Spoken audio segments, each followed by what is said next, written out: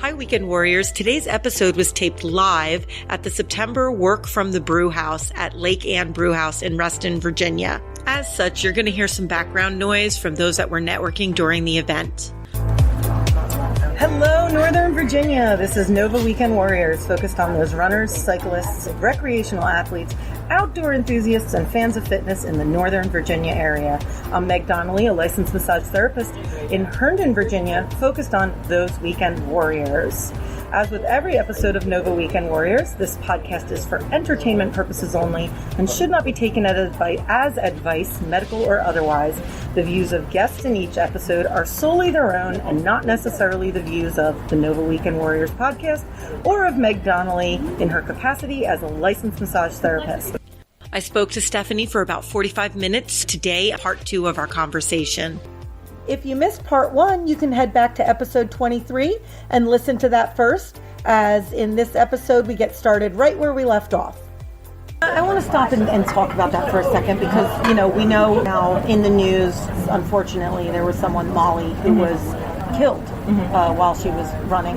One of the things I want to say is, when people tell me don't run alone, F that S. No, that is not the conversation. The conversation is someone did something bad, and when the onus, I hate this when the onus is put on women. It's like somebody was sexually assaulted, what were you wearing? It's the same thing to me. It's, oh, well, you were running alone. You need to make sure that you're careful. I have to live as a woman my entire life. When I'm in a situation, I have to think constantly all the time, okay, what am I doing and how am I prepared for this situation? And other people don't have to do that. No, and I think that's a valid point. My mother certainly is not a huge fan of my running by myself.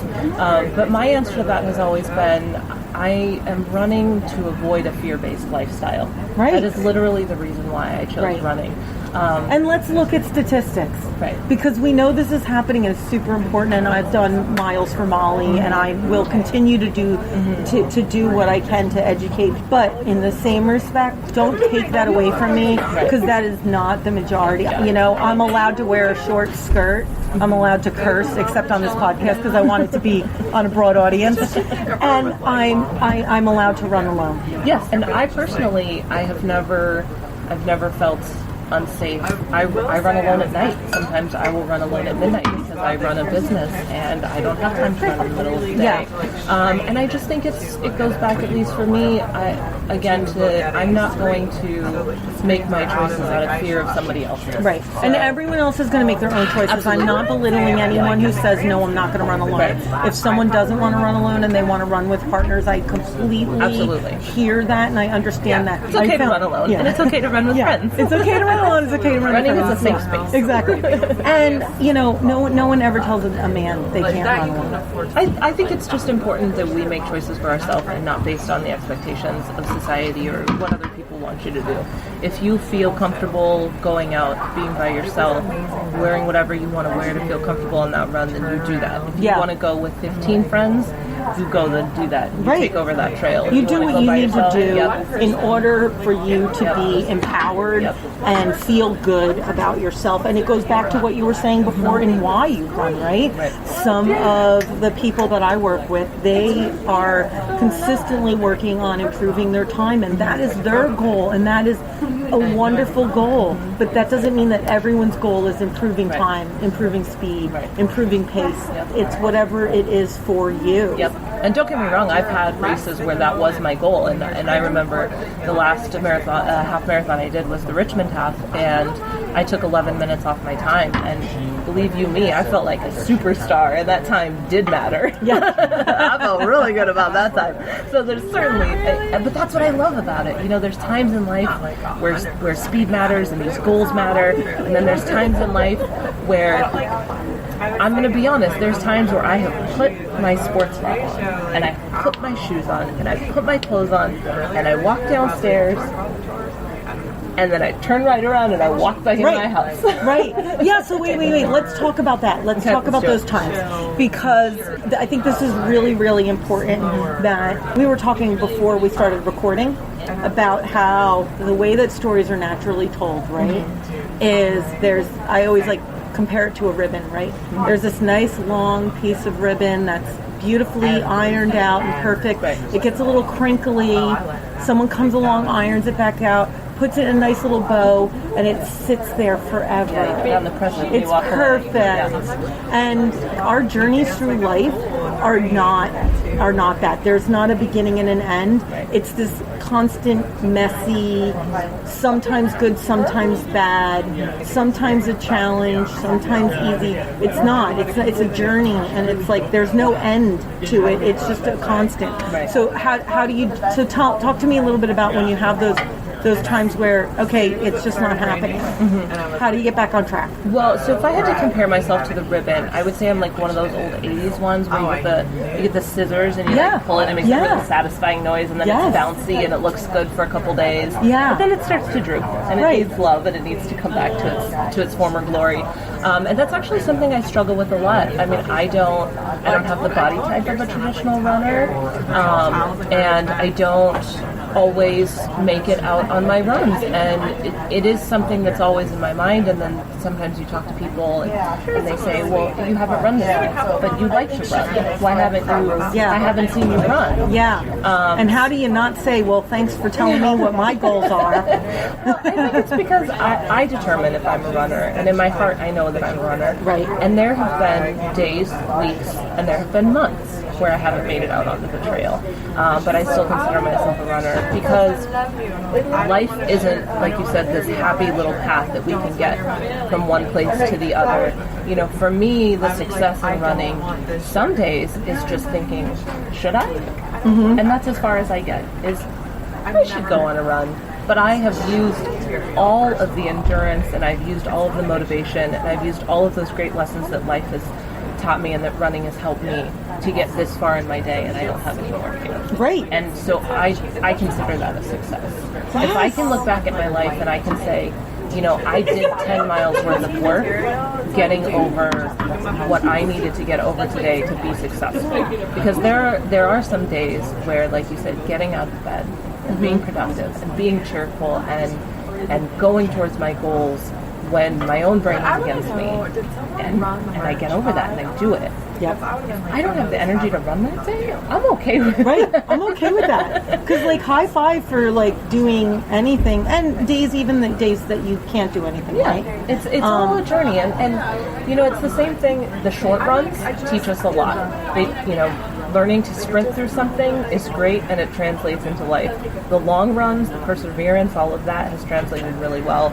But I think the other thing, too, is that bad runs are good runs, too. It's okay to have a bad run day. There are many times where I have a wonderful, encouraging partner as well. That's true. That happened to just walk by. Dancing in the background, so there's that. But there, honestly, last week, I had all of my running clothes on, which, number one, can I tell you that sports bras have sometimes been the reason why I don't go on a run, because I can't imagine putting that thing over. No. I don't do the over your head anymore. I have to tell you, there's these like ones that are called Moving Comfort. I don't know if you're familiar. And they are ridiculous. Okay, so we go back to like things being expensive and cheap, and they are expensive. But so I only have two. And like now is the time where, because sports bras in general, but sports bras especially, like they don't, that elastic does not last, but it's great because it actually clips in the back like a regular bra. So I love them. See, we have someone else that's listening, and she's like, yes, all the women with the girls that, like, I love these people that can just throw on those little tiny sports bras with the little tiny straps that are in Target that are only cost $6.99. I love them. And I'm like, oh yeah, you know what? Those figure eights are going to be just rocking and rolling all over the place. So see, my sisters over there hear me. We all know. So I will actually, I'll put the link into the show. Again, I'm plugging businesses that don't. They can send us a couple if they want. I know, but don't give me money. And so sometimes, as silly as it sounds, I can't bring myself to think of putting into that more and making that happen. And so I think that's always an important conversation to have. There are days where I will be so motivated and I will go out there and I will run 10 miles. Yeah. And it feels great. And then there are days where I don't go out. There are days where I go out and I end up walking for 4 hours or 20 minutes or whatever it is. And I call it a run, even though we all know it wasn't. But you don't, because I'm the only one there. But I think that's an important conversation that not enough people have with each other. Because as much as the community is incredibly supportive and welcoming, and I love the running community more than any other community I've ever become a part of, I think there's always this expectation that because it's something that we like, we always want to do it. Yes. And that hasn't been my journey. Right. And I don't think it's anyone's journey. I think it tells a really nice story. Right. You know, I mean, even like memoirs, like, you know, it tells a really nice story that at the end, we love it now all the time. And that is not the case. And understanding that that's not the case, I think would make so many more people, including myself. I have to remind myself that. I'm like, I don't want to do this. I think more people need to embrace and tell the story of, I don't love it all the time. Exactly. I think it's so helpful, especially in these days of social media. And I mean, you know, I'm all about taking a really great running photo. Yeah. Don't get me wrong, some of the last miles that I run, I'm like, what should I caption this? Because I got a good photo. Like, you know, my brain wanders where it does. But I wish more people would say, you know, I know you see on my Strava that yesterday I did 3 miles at 9 minutes, and today you're going to see that I did 2 miles at 17-minute pace. Right. Because that's what happens. Right. Because today was a hard day, and today I didn't love it. And today I didn't love running. But you still did it. But you did it. And even the days you don't. But I think that's what makes you more of a runner. Yes. Because if you only do it when it's easy, you're not getting the benefit of it. Right. So that is really what I love the most about it, is because it's because of running that I was able to quit a job with stability and go out on this risky limb and start a business. And, you know, there are days where they feel like marathons because I'm going from one thing to the next thing and answering emails at 12:30 at night and doing all these networking things and seeing clients. And if I didn't have that endurance built in from running, then I don't think I would have been as successful. And I always have to remind myself of that, because sometimes I will have a really long day and I won't go for a run. And I will eat the ice cream instead. Have to remember you're running to get you here. Today is not what defines you. Right. It's your perseverance, and it's your love of it, and it's the lifestyle that you're creating that defines you. It's not these moments. These moments are what brings us all together to collectively do these awesome things. And that's something that I didn't have that before running. It's what I will always be grateful, and I will always be a runner. That this is why I wanted you on the podcast, and this is why I think this is so important, because it really did, like, you telling your story really did change my life. I'm not going to lie. It really did, Stephanie. Good, I'm glad. Because it changed my perspective on what it means to be a runner. And I almost feel like, gosh, I hate I love the term runner, and I love that we are, I feel like we're on a new place with it now, that we're allowing runner to be more of a personal definition. Yeah. Did an earlier episode, a run, walk, run episode with Liz Badley, and she had talked about how, for her goal ultimately is to get better time-wise. That's her goal.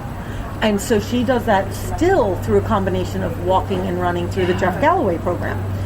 But she doesn't say, like, I'm still in the part where I jokingly say, right, I do that self-deprecation thing, but I always say, oh, I'm a jogger. I do a combination of jogging and yawning, like, you know, and it's just like, I'm not ready yet to say, like, I'm a runner. But she's like, I'm a runner, and when I'm on my runs, I run and I walk, and that is okay. And I love that we're able to kind of, like, now take that definition of, you're a runner. You may get out there one day and only run for a moment and walk the rest of the time. You may get out there and do a 17-minute mile. You may get out there and do a 9-minute mile. You're the same person. You're still a runner. Absolutely. And that changed it really did change my life, Stephanie. I mean it. Yeah. I'm glad. Yeah. Before we go, there's a couple of things I want to talk about. First, if people want to get in touch with you and want to kind of learn more about you and your journey or have questions, are you open to that? How can people get in touch with you? Absolutely. People can get in touch with me a variety of online platforms, which Meg, I'm sure, will post at the bottom of this. Yeah, absolutely. Facebook, website, email, anything like that. Feel free.